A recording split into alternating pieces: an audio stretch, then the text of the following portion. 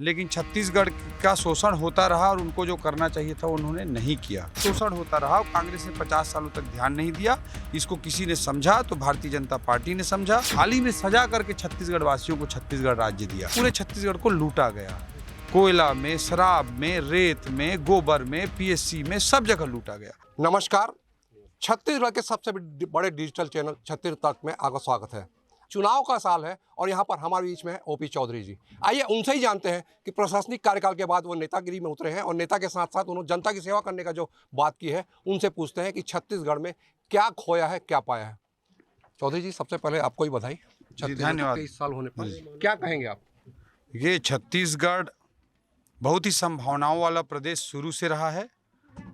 संभावनाओं का गढ़ है छत्तीसगढ़। लेकिन कांग्रेस ने पहले 50 सालों तक उन्हें मौका मिला, लेकिन छत्तीसगढ़ का शोषण होता रहा और उनको जो करना चाहिए था उन्होंने नहीं किया। छत्तीसगढ़ की संभावना को, छत्तीसगढ़ के दर्द को किसी ने समझा तो भारतीय जनता पार्टी ने समझा, अटल बिहारी वाजपेयी जी ने समझा। उसके पहले आप सब लोगों को पता है कि बिजली तो पैदा होती थी कोरबा में, लेकिन जलते थे इंदौर, भोपाल। हमारे बैलाडीला, बस्तर में बैलाडीला के माइन से पूरा लोहा निकाला जाता था और सीधा भेज दिया जाता जापान को। सारा का सारा पैसा केंद्र की सरकार और ले लेती थी। तो छत्तीसगढ़ बहुत ही संभावनाओं वाला रहा, संसाधनों वाला रहा, लेकिन इसका शोषण होता रहा और कांग्रेस ने 50 सालों तक ध्यान नहीं दिया। इसको किसी ने समझा तो भारतीय जनता पार्टी ने समझा, आदरणीय अटल बिहारी वाजपेयी जी ने समझा, और बिना किसी प्रकार के बड़े खूनी संघर्ष, इस तरह की स्थिति उत्पन्न हुए बिना उन्होंने थाली में सजा करके छत्तीसगढ़ वासियों को छत्तीसगढ़ राज्य दिया। तो छत्तीसगढ़ राज्य को बनाने का, और आज छत्तीसगढ़ राज्य जिन संभावनाओं को साकारित करने के लिए 15 सालों में आगे बढ़ा, उसमें अटल जी की और भाजपा की भूमिका रही है।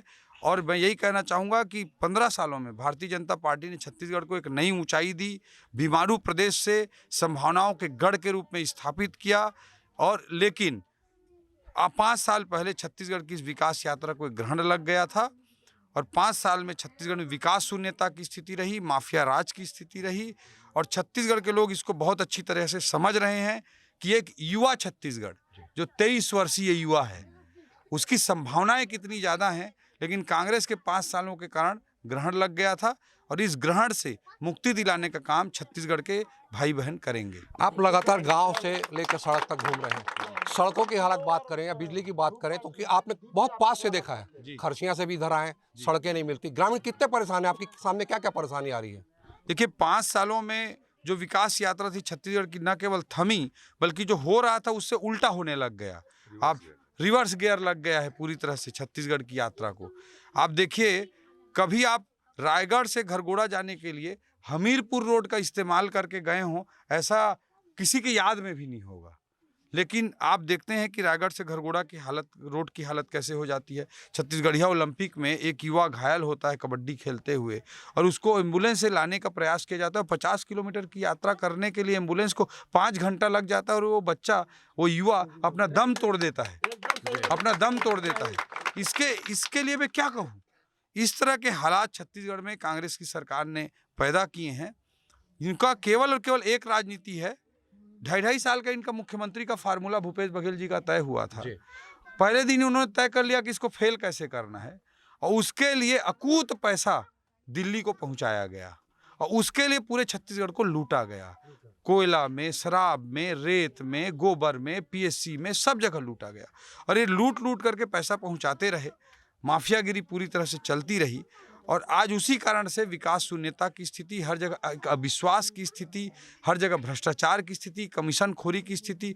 किसी भी ऑफिस में जाएंगे तो पूरा भ्रष्टाचार आपको दिखेगा। क्या लगता नहीं चौधरी जी, इसीलिए आपको भूपेश बघेल टारगेट बना रहे हैं? आपको तरह तरह के आरोप लगा रहे हैं कि आप क्या आएंगे, भय का आतंक करें, ऐसा जनता में संदेश दिया जा रहा है और जनता को भी भयभीत किया जा रहा है। भूपेश बघेल जी ही मेरे आने से आतंकित हैं।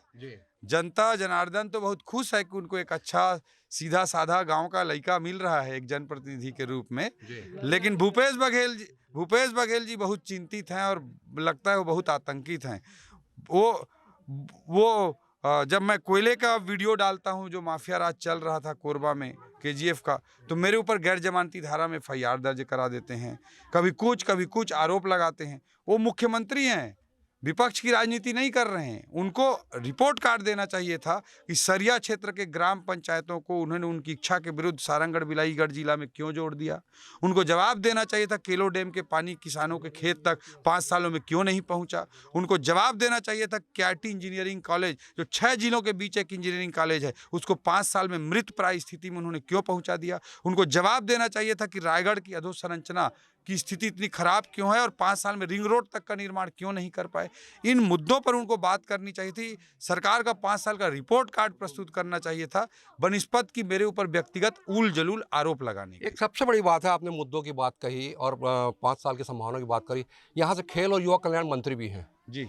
खेल के मामले में भी अगर यहाँ का स्टेडियम की बात करें तो यहाँ स्टेडियम को 1 रुपया नहीं मिला। खिलाड़ियों की बात करें तो यहाँ के खिलाड़ी कभी राष्ट्रीय स्तर में जाते थे, उनको भी कुछ नहीं मिला। तो क्या कहेंगे ऐसे में, क्या वाकई विकास की बात करते हैं भूपेश बघेल? देखिए, रायगढ़ जिला 2018 में 5 विधानसभाओं वाला जिला था और 5 की 5 विधानसभा सीटों में कांग्रेस को विजय श्री मिली थी। जनता ने उनको आशीर्वाद दिया था, जनता ने उनको जनादेश दिया था। उस जनादेश का इनको सम्मान करना चाहिए था। इनकी सरकार में रायगढ़ जिले से एक मंत्री उमेश पटेल जी कैबिनेट मंत्री के रूप में भी नियुक्त हुए हैं और उनके पास तकनीकी शिक्षा विभाग है और खेल विभाग भी है, दोनों विभाग है। और मैंने भी केआईटी इंजीनियरिंग कॉलेज का जिक्र किया जो तकनीकी शिक्षा विभाग के अंतर्गत आता है। उमेश पटेल जी के जिला से मंत्री रहते हुए केआईटी कॉलेज मृत प्राय स्थिति में पहुंचा है। प्रकाश नायक के रायगढ़ विधानसभा के विधायक रहते हुए इस स्थिति में पहुंचा है। कांग्रेस के लोगों को इसका जवाब देना चाहिए। 16 महीने से उनको तनख्वाह भी नहीं मिली। केआईटी की आप बता रहे हैं, जिस प्रकार से भूखे मरने की स्थिति में घर बेच के वो इलाज करा रहे हैं, उनके कई परिवारजन है स्वर्ग सिधार चुके हैं। तो ऐसी स्थिति में क्या लगना चाहिए आपको? देखिए, हम इनको कांग्रेस के लोगों को कहना चाहते हैं कि उन इस तरह की अमानवीयता, असंवेदनशीलता की चरम पराकाष्ठा तक ना पहुँचें। वो लोगों के भावनाओं को समझें, लोगों के साथ इतना अत्याचार ना करें। जनता तो तैयार बैठी है। हमारी भारतीय जनता पार्टी की सरकार आती है, इन सारे मुद्दे पर पूरी संवेदनशीलता के साथ हम काम करेंगे और लोगों के बेहतर जिंदगी और बेहतर भविष्य और रायगढ़ को नई ऊंचाई पर पहुंचाने के लिए हम सारे लोग जनता जनार्दन को साथ लेकर हम आगे बढ़ेंगे और रायगढ़ को एक नई ऊंचाई पर पहुंचाएंगे। आज जिस गाँव में अपन खड़े हैं, राष्ट्रीय नहीं अंतर्राष्ट्रीय स्तर पर इसका नाम है एकताल गाँव। यहाँ के झारासिल वर्षों से प्रतीक्षा कर उनके पक्के मकान बने। आज आपने वादा भी किया जी। क्या लगता है आपका क्या विजन रहेगा रायगढ़ वासियों के लिए, जिस प्रकार उड़ीसा सीमा से लगा हुआ है और आसपास के क्षेत्र चाहते हैं कि क्षेत्र लगातार विकास करे, क्योंकि व्यापार की भी काफी संभावना है। क्या कोई विजन है? रायगढ़ भी बहुत ही अधिक संभावनाओं वाली जगह है, आप सबको पता है। प्रदेश को, देश को हाईएस्ट रेवेन्यू पहुंचाने वाला, हाईएस्ट रेवेन्यू देने वाला जिला है। और देखिए, पहले तो माइनिंग होती थी, सारा का सारा पैसा केंद्र और राज्य सरकारों में बढ़ जाता था। मोदी जी के प्रधानमंत्री बनने के बाद डीएमएफ का प्रावधान किया गया कि 30% रॉयल्टी की राशि सीधे जिले में जमा की जाए। ये सिस्टम मोदी जी ने बनाया एक्ट ला करके। अब उस पैसे को भी पूरा बंदर बांट करके कमीशन खोरी में खा जा रहे हैं। अगर उसी पैसे का सही उपयोग अगर कर लिया जाए रायगढ़ जिले में, तो रायगढ़ जिला को चमन बनाया जा सकता है। लेकिन यहाँ पे इतनी अधिक संभावनाएं हैं, फंड हैं, इतने कारपोरेट्स हैं, उनके सीएसआर का दुरुपयोग कांग्रेस के नेता लोग कर रहे हैं। तो अगर इसी को ही हम सही ढंग से चैनलाइज करें और हमारे जिले की, रायगढ़ का जो अधिकार है, रायगढ़ का जो हक है, उसको अच्छे तरीके से रायपुर और दिल्ली में हम उठाएं, तो यहाँ के लिए पर्याप्त फंड, पर्याप्त बजट मिलेगा।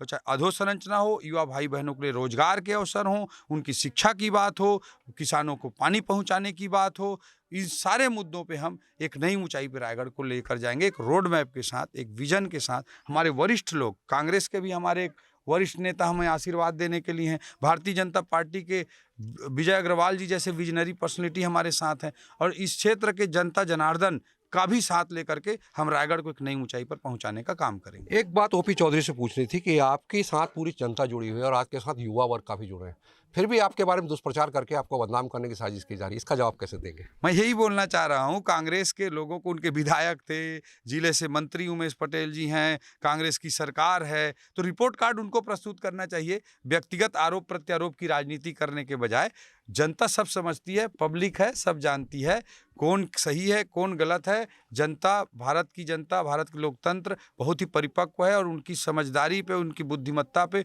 किसी को कोई संदेह नहीं होना चाहिए। कांग्रेस के लोगों को भ्रम नहीं होना चाहिए।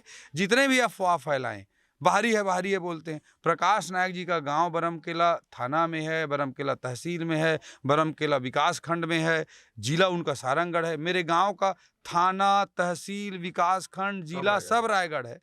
तो मैं जनता की सुविधा के लिए सरिया में कार्यालय खोल रहा हूँ, पुसौर में कार्यालय खोल रहा हूँ, रायगढ़ में कार्यालय खोलने की बात कर रहा हूँ। हम जिस तरह के पॉजिटिव सोच के साथ आ रहे हैं, ये अनावश्यक आरोप प्रत्यारोप की राजनीति कर रहे हैं। जनता इस तरह के आरोप प्रत्यारोप की राजनीति को स्वीकार नहीं करेगी, उनको रिजेक्ट करेगी। ये थे ओपी चौधरी जिनका साफ तौर पर कहें, ये पब्लिक है, सब जानती है। देखना यह है कि आने वाले समय में ऊँट किस करवट बैठता है।